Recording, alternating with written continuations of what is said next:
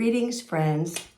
I'm Reverend Kira with Unity Bay Area Houston in League City, Texas. And I want to invite you to the last of our 5-part series we've been doing on the 5 unity principles.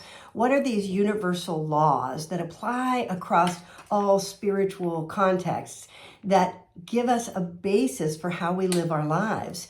And they've been a very powerful teaching in my own life to give me the basis, which then I understand and begin to live differently in terms of every aspect of my spiritual understanding and my awakening. And so I invite you to come join us for this final of the series. We, of course, will review the first 4 of the series, the one God, the Christ within, that our thoughts and feelings and beliefs create our reality, and that our prayer aligns us. And now this week, we're going to be talking about how do we live these truths, because all of these truths are great as principles, but only if they are applied in practical ways in our everyday life.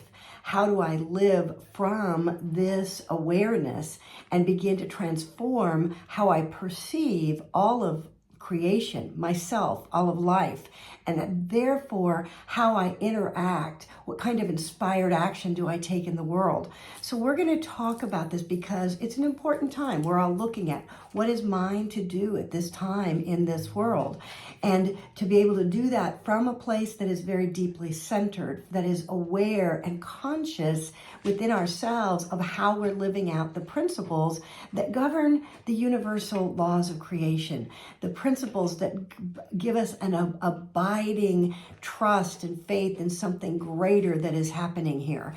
So we're going to talk about that, and I'm looking forward to it, to be with you this Sunday at 10:30 a.m. at Unity Bay Area Houston, 1911 Highway 3 South in League City, Texas.